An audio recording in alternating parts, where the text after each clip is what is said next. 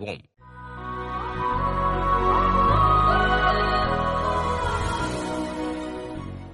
நேர்காணல்.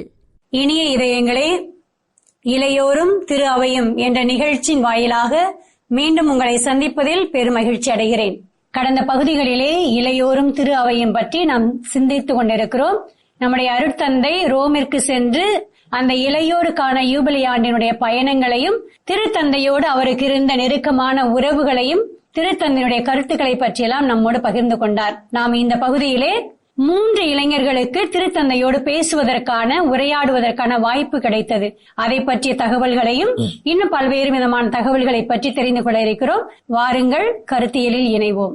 சப்போஸ் அந்த 3 நபர்கள் நீங்க ஒரு 4வது நபரா போயிருந்தீங்கன்னா நீங்க என்ன கேள்வி கேட்டிருப்பீங்க ஃபாதர்? நான் அவரோடு போயிருந்தேன்னா நிச்சயமாக இந்த இளைஞர்கள் இன்னும் அதிகமாக ஆண்டவரோடு வருவதற்கான வழிமுறைகள் என்ன. ஏன்னா இந்த நேரத்துல நான் பாக்குறது என்னன்னா, டான் பாஸ்கோ இடத்த நான் போய் பார்க்கும்போது கூட அந்த சிச்சுவேஷன்ல இளைஞர்கள் எல்லாம் திருடர்களாக இருந்தாங்க, புறந்தள்ளப்பட்டவர்களாக இருந்தாங்க. அப்போ டான் பாஸ்கோ அவர் எப்படி அந்த பிள்ளைகளை பார்த்தார் அப்படின்னு சொன்னா, அவங்க தப்பு இல்லை. It is not that the youth is wrong, the situation is wrong. அப்ப அந்த சிச்சுவேஷன் சூழ்நிலையை மாத்துறாரு. அப்ப அந்த சூழ்நிலையை மாத்தி தான் அவர் போர்டிங்கே ரெடி பண்றாரு. அந்த இங்க இருந்தா தானே நீ திருடுற, நீ என்கிட்ட வா, உனக்கு என்ன வேணும், சாப்பாடு நான் கொடுக்குறேன், இடத்த நான் கொடுக்குறேன், எஜுகேஷன் நான் கொடுக்குறேன், வளர் அப்படின்னு. அப்ப நானுமே இப்ப திருத்தந்தைட்ட நம்முடைய திருச்சபை என்ன பண்ணா இளைஞர்கள் வருவாங்க சர்ச்சுக்கு அப்படின்ற ஒரு கேள்வியை தான் நான் அவர்கிட்ட கேட்கணும்னு நினைச்சேன். அகஸ்டின் அவரை பத்தி சொன்னீங்க. நம்முடைய திருத்தந்தை புனித அகஸ்தினார் சபையை சார்ந்தவர். அவர் இளைஞர்களுக்கு ஏதாவது அகஸ்தினாருடைய லைஃப தொடர்பு படுத்தி ஏதாவது செய்திகளை சொன்னாரா? அவர் ரொம்ப பர்டிகுலரா அகஸ்டின் பத்தி சொல்லல. ஏன்னா ஒரு காமன்ல வந்தப்புறம் நம்ம ஒருத்தரை சார்ந்து சொல்வது நிறைய பேர் தவிர்ப்பாங்க. அப்ப அவர் இந்த மாதிரி இந்த 3 கொஸ்டின்ல தான் முக்கியமா அந்த அகஸ்டின் சொன்னார். இந்த கிறிஸ்துவர்களுடைய சிந்திக்கிற அந்த ரத்தம் தான் திருச்சபையினுடைய வித்து. அதனால அதை தான் நாம அவங்க போக்கஸ் பண்ணி அந்த அகஸ்டின் வழியாக அவர் அதை சொல்ல முற்பட்டாரு. அப்படியாக அவருடைய ஷேரிங் இருந்தது. அந்த இளைஞர் யூபிலி மாநாட்டினுடைய கல்மினேஷன் அப்படின்ற ஒரு சிறப்பான திருப்பலி நடந்துச்சு. அதுல தான் எல்லாருடைய அந்த மகிழ்ச்சியான முகத்தை ஃபர்ஸ்ட் அவங்க பிகினிங் எப்படி இருந்தாங்களோ அதோடைய டிஃப்ரெண்டா இருந்தாங்க. ஏன்னா நிறைய போட்டோஸ்ல ஸ்டேட்டஸ்ல எல்லாம் பார்த்தா அந்த பிள்ளைங்களுடைய முகமே ரொம்ப தெளிவா, ஆக்சுவலா அது நடந்தது ஒரு இரவு நேரத்துல, ஆனா அவங்களுடைய முகம் எப்படி இருந்துச்சுன்னா புது ஒளி பெற்ற மாதிரி, எதையோ நோக்கி பயணிக்கிற மாதிரி ஒரு அனுபவத்தை போட்டோஸ்ல எல்லாம் பார்த்தேன். அந்த அனுபவம் உங்களுக்கு எப்படி இருந்துச்சு? அந்த மாசத்துல நம்முடைய திருத்தந்தை எதை ஒரு நிறைவு செய்தியாக வழங்கினார் ஃபாதர்? சிஸ்டர் ஏற்கனவே சொன்னது போல அது ஒரு அந்த இடம், அந்த மாதிரியான ஒரு situation nobody can create. Yes. In the world nobody can create. It's a very big challenge.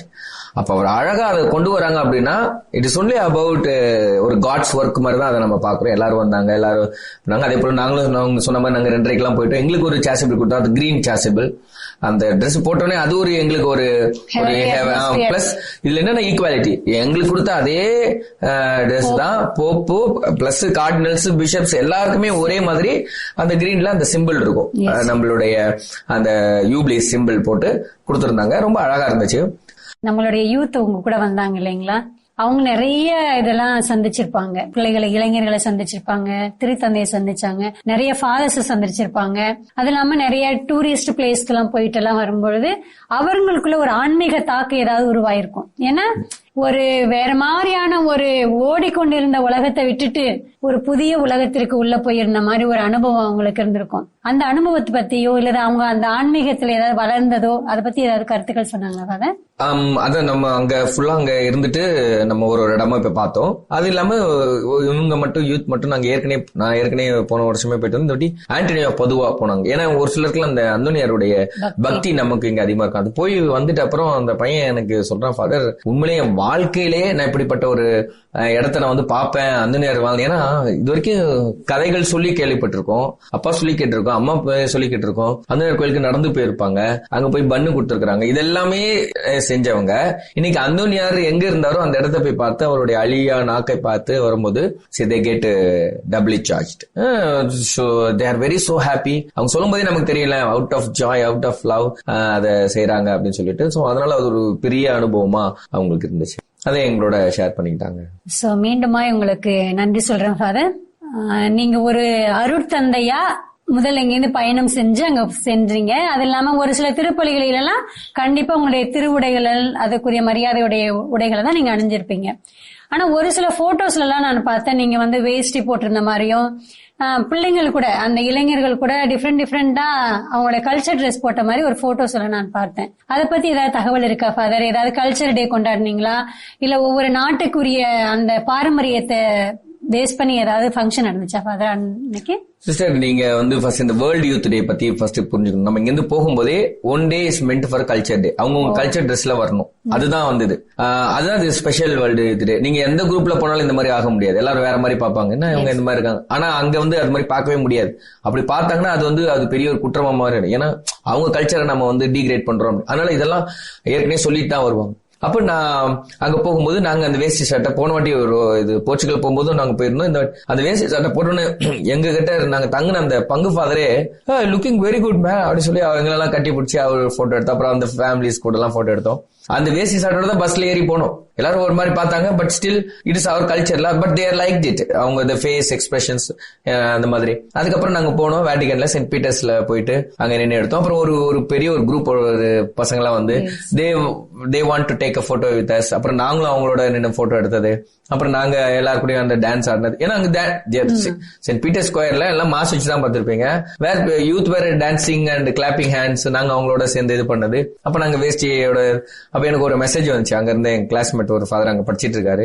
நாங்களாம் 3 வருஷம் இருக்கிறோம், இது வரைக்கும் நாங்க இந்த மாதிரி யோசிச்சதே கிடையாது. ஏன் அப்படின்னா அதுதான் youth is energetic and they are in culture, they are constant flux. So அவங்களுடைய ரொம்ப அழகான தருணங்கள் எல்லாம் அவங்களோட இருந்தாதான் நம்ம அதை அனுபவிக்க முடியும். இல்லாட்டி அனுபவிக்க முடியாது. இதெல்லாம் எங்க வாழ்க்கையில மறக்க முடியாத ஒரு நினைவுகளாக மாறிடுச்சு. அதுவும் குறிப்பாக இளைஞர்களோட இருந்தோம்னாவே நாமளும் என்னதான் வயசானவங்களா இருந்தா ஒரு இளமை துடிப்பு நம்மளுக்குள்ளே வந்துடும் சொல்லுவாங்க. அந்த இளமை துடிப்போடு நீங்களும் அந்த ஜூபிலி ஆண்டுல நல்ல பயணம் செஞ்சிருக்கிறீங்க. சோ உங்களுக்கு மிக்க நன்றி ஃபாதர். எனவே பல்வேறு கருத்துக்களை நாம் பெற்றிருக்கிறோம். இதற்காக நாம் இறைவனுக்கு நன்றி செலுத்துவோம். உங்களிடமிருந்து விடைபெறுவது அருட்சகோதரி பிரைடா. நன்றி, வணக்கம்.